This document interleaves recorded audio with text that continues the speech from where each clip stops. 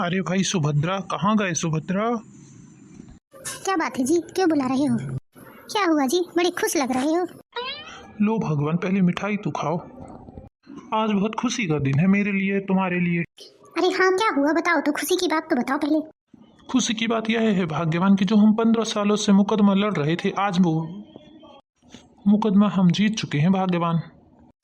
अच्छा। कोर्ट ने 15 दिनों का समय दिया है विनोद को मकान खाली करने के लिए। अरे क्या हुआ पिताजी, बहुत खुश लग रहे हैं, कौन से मुकदमे की बात कर रहे हैं? अरे बेटा, जो केस हम 15 सालों से लड़ रहे थे, आज हम उसे जीत चुके हैं। लेकिन पिताजी, चाचा जी अगर मकान खाली कर देंगे तो वो कहाँ रहेंगे? और शिवानी दीदी को लड़के वाले आ रहे हैं देखने। हाँ जी, लेकिन शिवानी और अभय की तो अभी शादी भी नहीं हुई है, कहाँ जाएंगे देवर जी? आखिर विनोद भैया आपके भाई ही हैं। पापा जी, अभी जब उस दिन गुड़िया रो रही थी ना, चाची जी ने ही गुड़िया को शांत करवाया था।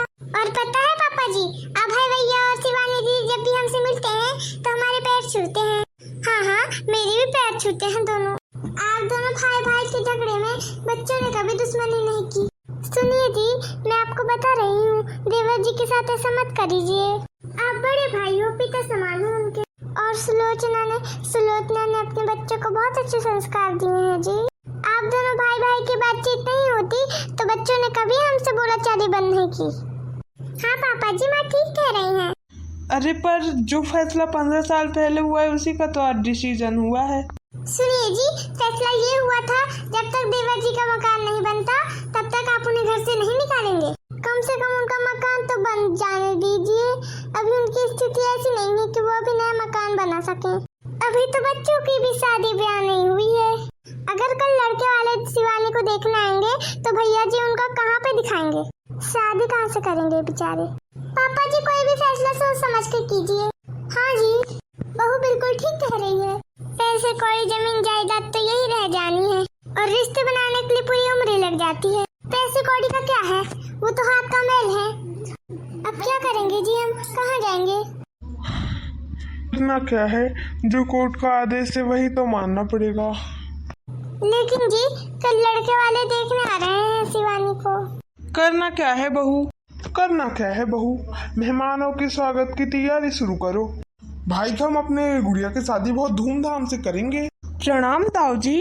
अरे जीते रहो बेटा, जीते रहो। प्रणाम ताऊ जी। अरे खुश रहो बिटिया। बैठिए ना भाई साहब। हाँ हाँ, क्यों नहीं, जरूर बैठूंगा। भैया हम जल्दी घर खाली कर देंगे। अरे उसकी कोई जरूरत नहीं है। लेकिन भैया, आपने ही तो कोर्ट में केस किया था। मैंने कहा ना, तुमको कोई जरूरत नहीं है मकान खाली करने की, तुम यही रहोगे और इसी मकान में रहोगे। नहीं नहीं भैया, हम चले जाएंगे। मैं बड़ा हूँ ना, मेरी बात सुनो। कल बिटिया को देखने वाले आ रहे हैं। तुम्हारी भाभी ने सारा सामान ला लिया है बाजार से जाके। बहू तुम जाकर देख लेना, अगर कोई चीज की जरूरत पड़ेगी घर में तो। किसी चीज की कमी होगी तो और बुला लेंगे। भले हमारे बीच में 15 साल से बोलाचाली नहीं हो रही होगी, लेकिन विनोद, हमारे रिश्ते थोड़ी ना खत्म हो जाएंगे। भैया, आपने इतने सालों से मुझसे बातचीत क्यों नहीं की भैया? मैं इस दिन के लिए तरस गया था भैया। हाँ विनोद, मुझसे बहुत बड़ी गलती हो गई, जो जमीन जायदाद के लिए मैंने तुझे छोड़ दिया था। पिताजी मेरे कंधे पर ही तेरी सारी जिम्मेदारियां डाल के गए थे, लेकिन जमीन जायदाद के चक्कर में मैं अपने रिश्ते को भूल गया विनोद। वो तो भला हो तेरी भाभी का और बहू का, जिन्होंने मेरी आंखें खोल दी। अब हम कभी अलग नहीं होंगे विनोद। भैया आप कभी मुझसे दूर मत होना। ताऊ जी, ताऊ जी, ताऊ जी, ताऊ जी। अब हम लोग मिलजुल कर रहेंगे।